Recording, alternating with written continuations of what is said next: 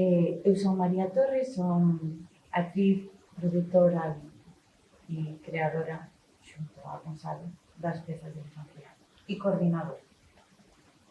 Eu son Gonzalo Guerreiro, son actor, produtor, director e escenógrafo do Elefante Elegante, con María Torres.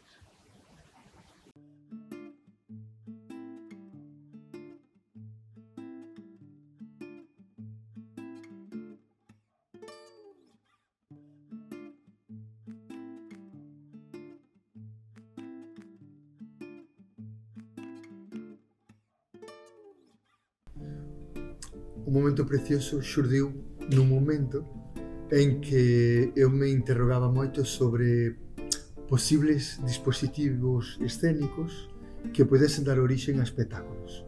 Estaba moi metido na obra de Robert Morris, o escultor norteamericano, e entonces pasei un período así, non?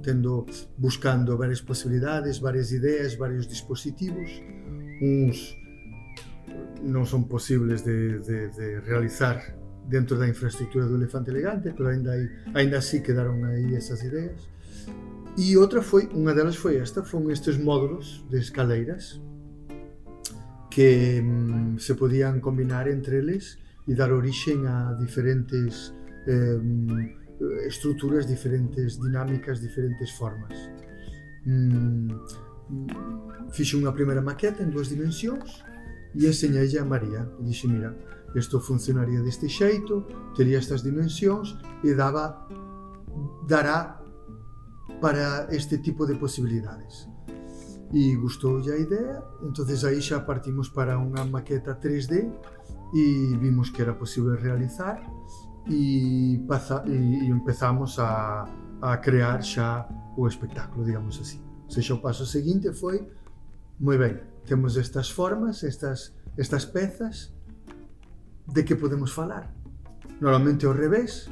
Bueno, normalmente, depende, non ten por que ser, eu creo que non hai un xeito de facer. Deste xeito foi, desta vez foi así.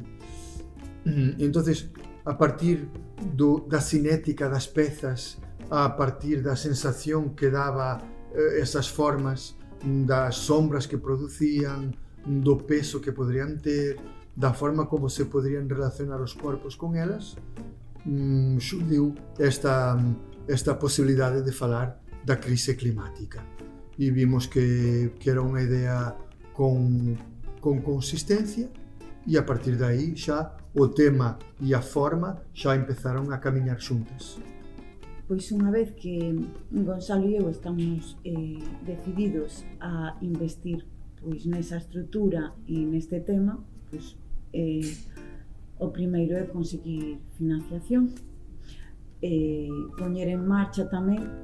O bo de ter que pedir financiación é que nos obriga a fundamentar teóricamente tamén e facer unha investigación sobre o tema, tanto sobre a forma e o fondo. E a min é unha fase que me encanta, porque encántame, son moi curiosa e aprender, entón estudar moito, ler moito sobre cambio climático.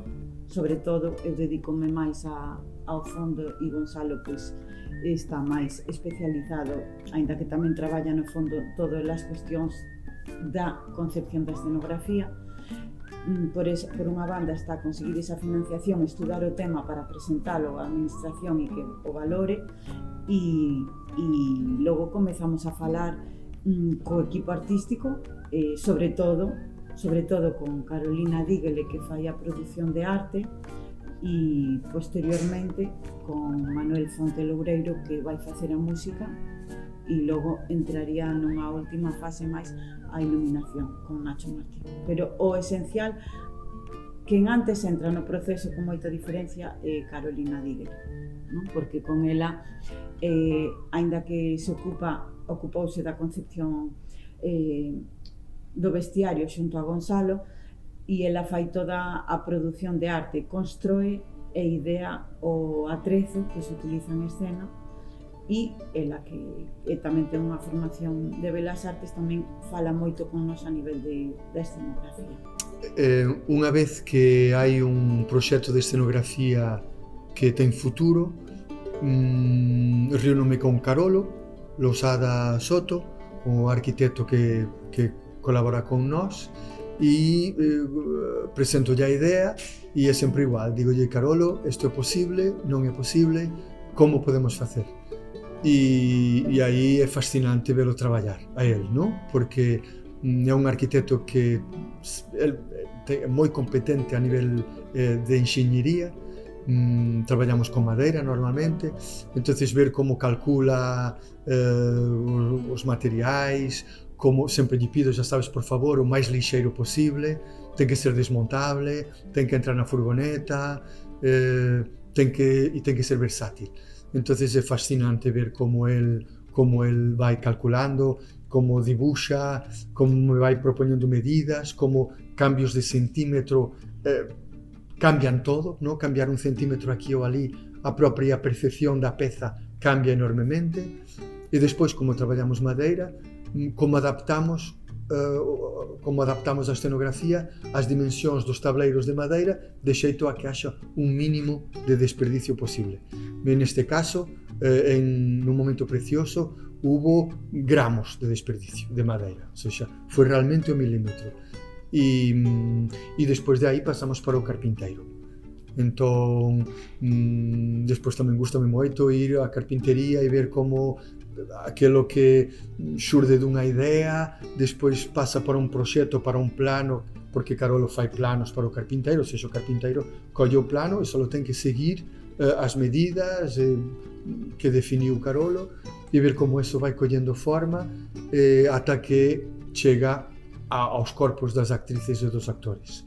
No caso do Momento Precioso, pedille tamén a Borja, un compañero que tamén colabora con nós, que me fixese unhas maquetas a escala. Entonces foi super lúdico, super divertido, de repente ter a escala aquilo que despois os actores tiñan que mover con todo o corpo e o poder mover cos dedos, non? E é moi divertido. Eu non sei se é máis maleable ou non. O que si sei é que, dende logo, é outro camiño, é outro recorrido, dende logo. Ou seja, nós non empezamos a traballar a partir dun texto, nin dunha peza escrita, nin dunha novela, nin de ningún material literario. Entonces, claro, a partir de aí, xa de algún xeito é contradictorio coa orixe do teatro, non? Que ven tan moi vinculado á palabra. O noso teatro, como vai beber moito as artes plásticas, vai beber moito a fisicalidade das actrices e dos actores, entonces vai por outro camiño. Pero buscamos tamén unha estrutura sólida e coherente. O texto foi o último en chegar, pero todos estes elementos se van unindo, van dialogando entre eles, de xeito a atopar un corpo colectivo sólido e coherente. Entonces, e a partir de aí, cada vez a flexibilidade é menor. O que pasa é que é un proceso creativo que arranca do cero, que arranca do nada. Entón, pouco a pouco vai collendo corpo, vai collendo forma, que remata durante os ensaios. É altamente maleable, é completamente maleable. Desde que empeza a haber materia, o xogo é esa maleabilidade que nos permite ir vendo se unha peza ten sentido e se ten sentido, onde ten sentido. Entón, cut and paste é unha estrategia. Está en construcción, non existe. Entonces, non é que sea maleable, é que non existe. Entonces hai que probar un montón de cousas. Sí, é moi vertiginoso. Pero unha vez que está feito, queda fixado. E só depende da humanidade dos intérpretes. Claro. Como este é un proceso delicado e non queremos contrastalo directamente co público nunha representación xeral na estrea, non? Sería moi arriscado, casi irresponsable pola nosa banda. Entón, nunha fase de proceso, como somos compañía residente no Concello de Culleredo que coproduce os nosos espectáculos, dentro deste intercambio co Concello está que nós facemos representacións para o alumnado, neste caso de secundaria e bacharelato. Son unhas representacións moi importantes porque posteriormente a que o espectáculo remata, Gonzalo coordina e media co público un coloquio, un intercambio en que nós podemos contrastar as impresións que eles teñen a nivel sensitivo, a nivel racional, ver como reciben a proposta, a nivel temático, ver hasta onde e que paraugas de impresións se les poden levar, e esta fase é esencial para nós poder pechar o espectáculo nunha última fase, non? Decidir que cambios son necesarios para melloralo e para optimizar pois ese tempo que temos co espectador. É como facer unha receta que nunca, un plato, unha comida que nunca fixeches antes. Entonces ti traes os ingredientes e durante os ensaios vas probando xuntar os ingredientes e vas vendo o que ule ben, o que sabe ben, o que ten un bo aspecto e o que pola contra non funciona. E é realmente traer unhas ideas, traer uns inputs, traer xa unha primeira estrutura que sabemos que non vai ser a última e testala dun xeito físico, concreto, e buscar respostas, buscar os sís e os nós e os porqués. E a partir de aí vamos guardando o que funciona e vamos intentando descubrir o que funciona, por que funciona e que é o que pide despois, non? E pouco a pouco vamos construindo as escenas, vamos conectando as escenas unhas coas outras e vamos construindo toda a peza. Eu, cando estou en escena como actriz, intento, é difícil, pero intento cinguirme a ese momento a ser realmente actriz, porque xa me resulta difícil ser actriz moitas veces porque teño na cabeza un montón de cousas e de departamentos, entón é realmente estancar e decir, ok, sí que vou a ter posteriormente unha visión sobre o que acabo de facer, pero no momento en que estou no escenario intento olvidarme da dramaturgia, olvidarme da idea, olvidarme da financiación, olvidarme de todos os aspectos e intentar disfrutar dese momento de creación o máis desde o xogo neutral, actoral posible, porque se non censuro ou xa estou coartando de algún xeito a creatividade, entón deixo para despois, vendo vídeo ou sin ver vídeo, falar con Gonzalo sobre o que fixemos, pero non no mismo momento a presencia está focalizada no escenario. Eu personalmente intento organizarme por fases. En cada fase está sempre todo en xogo, a produción, a dirección, a dramaturgia, a distribución, está sempre todo en xogo, pero intento, por unha cuestión de saúde, organizarme por fases, de decir, vale, agora colle protagonismo a dramaturgia, non, agora colle protagonismo a produción, ou agora colle protagonismo a dirección, e intentar realmente poñer eso por diante de todo o demais. Entonces, claro, temos que organizarnos con tempo, temos que ter un planning, un calendario xa definido para poder disfrutar tamén de cada fase e non volvernos tolos. Eu intento ser como un camarero que leva moitos pratos na man a vez e intentar que o cerebro, pois eso, teña ben compartimentado todo para funcionar.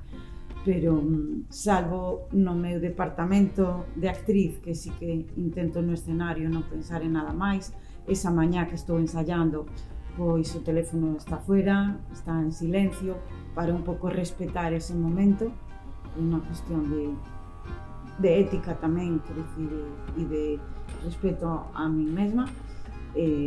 O resto do tempo eu estou coordinando e facendo moitas cousas a vez, como facemos habitualmente na vida, tantas persoas. Aínda cando partimos de temáticas que son máis persoais, acabamos facendo un estudo a nivel social das implicacións que ten, porque non facemos un espectáculo que parte unha temática persoal só a nivel persoal. O obxectivo principal é que chega a moita xente. Ainda que sexa persoal, debe ter esa proxección universal tamén. Debe ser unha historia que, ainda que parta dun foro máis íntimo, debe ser unha historia coa cual, no noso entender, calquera persoa máis ou menos directamente se pode identificar.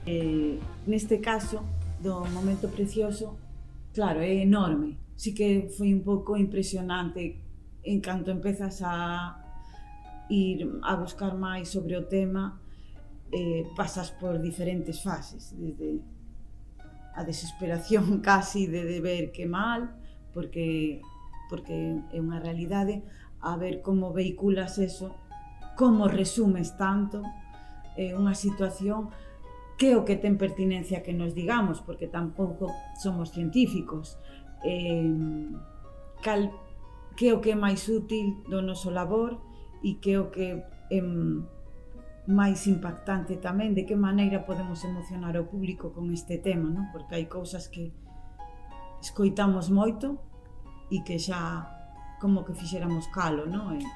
Cambio climático e cambiar a forma de vida, xa escoitamos falar tanto desto que é como si nos dixeran que chove, non? Entón, sí que é unha abordaxe moi difícil de estudar e decidir e filtrar e falar moito, dimos moitísimas voltas, para decidir que era o que quedaba e que era o que marchaba. Pero é moi diferente traballar sobre unha temática máis íntima, máis persoal, máis emocional, máis comportamental, máis afectiva, ou unha temática como esta que é social e científica, política e científica. Entonces é moi diferente. Os campos de estudo son completamente distintos. O momento en que o espectáculo gaña personalidade. Entonces, a partir dese momento é moi fácil, porque xa non é tanto o que nós queremos, é o que o espectáculo permite. E se nós temos a capacidade de deixar a nosa intuición falar e estar atenta, o espectáculo xa nos di que é o que necesita, que é o que lle sobra, que é o que pode entrar e que é o que non pode entrar. Entonces, aí é só ter esa capacidade de poder escoitalo, o que nos está dicindo. Entón, ata aí todo é posible, e aí estamos perdidos, porque vemos que aínda non hai un ser, pero a partir do momento que hai esa criatura xa artística, decimos, vale, agora é ela que manda. Entonces, nós só temos que estar aquí atentos como un fillo a un poquinho a suministrar as súas necesidades e a quitar o que sobra. Como un fillo na adolescencia, é como vai crecendo, non? E ao final el pois xa ten a súa autonomía e apenas podes decidir nada sobre os camiños que escolle. Pero o termómetro é a nosa intuición, que é algo nada obxectivo.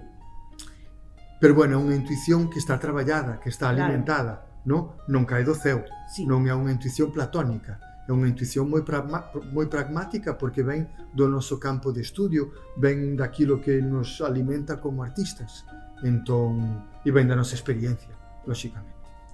E hai unha cuestión que a mí me custa máis, Gonzalo, non? Que é o apego, quero dicir, que hai veces que a nosa intuición nos di, ok, creo que ali no fondo eu sei que isto non entra, pero hai unha resistencia emocional e obxectiva, porque ves que ese momento é bonito e é pertinente e funciona, pero dada a estrutura, dadas as circunstancias, pois non entra. Entón a min cústame, peleamos moito, este momento non entra, digo, non, ten que entrar. Este momento, hubo un momento aquí moi claro, quer dicir, el propio o trouxen ao rego e decía, verdad, este momento era importante. Intentamos salvar momentos, pero ao final tamén, ok, cada vez o que está ao fondo do túnel vai collendo máis luz, e dice, ok, María, tens que desapegarte e matar este momento. E despois nun sistema como o noso, que o tempo sempre falta. esa é a grande angustia de ter que tomar esas decisións xa, porque hai moi pouco tempo. Claro. Entón, iso tamén, nós como creadores estamos cambiando un pouco o noso xeito de funcionar, porque é moi angustiante. Son procesos que deberían durar 6 meses e duran 6 semanas. Entonces, esa é a grande angustia, esa. Mais do que tirar cousas ao lixo ou non, é ter que decidir cando non estás aínda 100% segura da decisión que estás tomando. Pero tens que tomala, porque tens que estrenar dentro de 3 semanas. Esa é a grande violencia deste sistema, é esa. Porque non está pensado o sistema para crear, está pensado para rápido ter un produto e lanzar ao mercado. Eu, como responsable da financiación, pois aproveito para demandar que as creacións requiren outros esforzos financeiros de contratar as persoas moito máis tempo cunha peza que xa tes escrita unha dramaturgia e que simplemente vas a poñer en escena, porque xa o fixemos. Nos facémolo porque recibimos convites para facer pezas xa escritas e non ten nada que ver. Non é mellor nen peor, ten outras dificultades, pero require menos tempo porque a obra xa existe, aínda que sexa no papel. Pero nós, cando empezamos a ensaiar, non hai obra, non hai nada. Entonces, bueno, hai moitísimas ideas e unha estrutura que sempre se transforma. Claro, pero non hai obra. No. Ainda non hai obra. Por incrível que parezca, tal como estamos funcionando, bueno, cando dicía antes que cando empezamos os ensaios non temos nada concreto, pero xa hai un traballo inmenso, non? O sexa, cando empezan os ensaios temos todo, pero o todo non vale. Entonces temos que ver dese todo, que é un mundo inteiro, con que cachiño nos quedamos, porque senón é unha indigestión, non é asumible. Entón, temos todo, pero todo é imposible. Nos saturaría, nos afogaría. Entonces, temos que atopar dentro do todo aquilo que é posible. Entonces, seguindo esta liña de pensamento, eu quería decir que os ensaios son a última fase, realmente, ou seja, todo o traballo, os ensaios son case o 20% do traballo, porque é realmente decir, moi ben, con todas estas pistas, con todas estas posibilidades, con a obra que xa está aquí, que é o que temos que quitar para que a obra poida respirar e poida vivir, non? Porque está afogada no medio de tanta cousa. Entonces, os ensaios permiten iso, permiten de ir pouco a pouco, porque son seres humanos cos que estamos a lidar. Aínda que o vexa moito como se fose unha escultura, non é madeira, non? Son seres humanos. Entonces, son seres vivos, pero con capacidade de producir pensamento, de producir opinión, con un corpo, con unha relación co seu corpo, con unha serie de mecanismos de defensa, con unha serie de posturas na vida e con unha serie de resistencias e de potencialidades. Entonces, como directores temos que ter moita sensibilidade para que a actriz e o actor se sintan sempre no seu máximo poder, non? E o seu poder acaba onde empeza o poder da súa compañeira que está ao lado do escenario, non? Pero dentro desta dirección, con todo o que iso implica, deixar que se podan expresar dentro do seu campo. Entonces, son elas e elas en escena que nos van dicindo día a día en acción, nunca dun xeito intelectual, pero da forma como a súa propia intuición tamén, como a súa historia persoal, como o seu corpo se relaciona coa materia que lles propoñemos, son elas e eles que nos van dicindo que é realmente o que ten lugar e o que non ten lugar. Entón, os ensaios son esa fase de quitar o que está de máis e de saber ler aquilo que os actores e as actrices fan e sinten, non o que din, pero o que fan e o que sinten, e a forma como se relacionan co material. organizo en función do tempo. Se teño 6 semanas, na primeira semana teño que desbotar moita materia fora, na segunda semana teño que empezar a entender onde empeza e onde acaba, na terceira semana teño que empezar a entender onde empeza, onde acaba e por onde pasa, na cuarta semana teño que saber cal é o punto alto, o punto forte, na quinta semana xa teño que ver o espectáculo e na sexta semana teño que estrenar. É moi fácil, é moi rápido. A min encántame, confeso, ser capaz de xestionar tantas cousas. E o que máis me gusta é contrastar co público esa sensación de María, actriz, sentir ese momento pues, de unión e de darme en escena e de recibir sin palabras pues, tantas cousas e de comunicar, ese acto de comunicación único e non sei se é sublime, unhas veces será e outras será terrible, pero ese estado de estar en escena e ver todos os esforzos de meses, de anos, sentir ese feedback, para mí é o máis impresionante. Gústame moito cando descubrimos solucións a problemas. Tilc! E de repente, esta idea pode solucionar isto. O barco xa non se afunde. Ese momento, cando vamos falando, dicimos, isto non funciona, e de repente, es eso. Eses momentitos de luz, chac, chac, chac. Tamén son moi motivantes. Ou cando hai unha temática que me importa moito e descubrimos un artiluxo, un dispositivo, unha escena en que podemos poñer no escenario ese momento que para min é como persoa tan importante. Ese lado de María misionera del teatro ponse moi feliz neses momentos. A min encántame todas, debo dicir. Eu disfruto un montón, encántame facer teatro porque eu preciso de cambiar de tema, preciso de cambiar de material, preciso de cambiar de actividade. Entón o teatro, claro, un día estou pensando na escenografía, o día seguinte estou pensando no texto, o día seguinte estou pensando no vestiario, outro día estou pensando nos actores, outro día estou pensando nas escenas. Entonces son dende un artista plástico a carpinteiro, a electricista, a dramaturxista, a director, a psicólogo. Claro. Empresario. É verdade tamén. Tendo a olvidarme desa fase.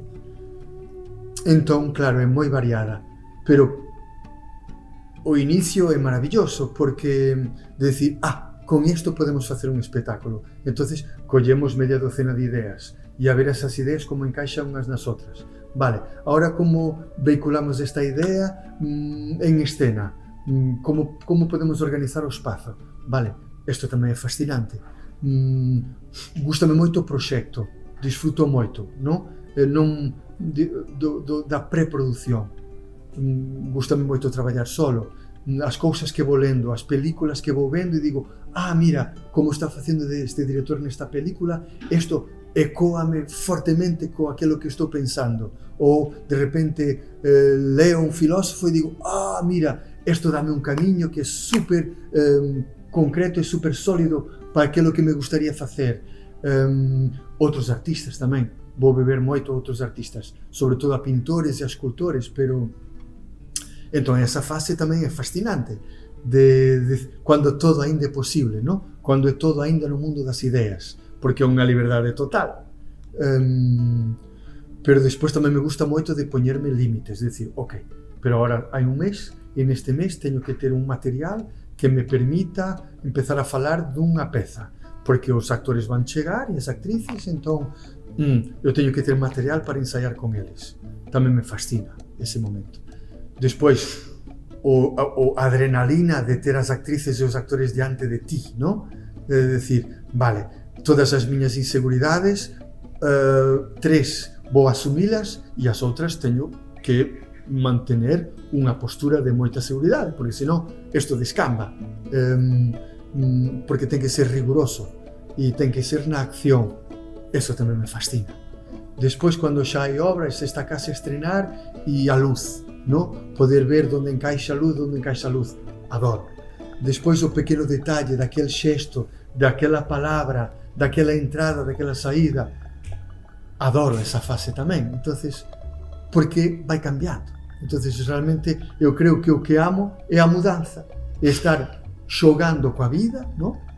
É decir, no fondo, reproducindo vida, que te sintes ao mesmo tempo superpoderoso como creador, no? É decir, estou creando, é casi divino e ao mesmo tempo é ridículo. É moi ridículo, porque somos mortais e é un xogo e non ten ningunha importancia, no? E entón, realmente, ese é o xogo de sentir en min algo super importante, pero que realmente salgo a comprar o pan e digo, que mamonada, porque a señora que me está vendendo o pan non lle importa absolutamente nada o teatro. E para mí é tan importante. Entonces, esta dualidade, este xogo de para min é todo, pero tampouco, tamén é nada ao mesmo tempo. E iso que me fascina e que me fai sentir vivo, no fondo.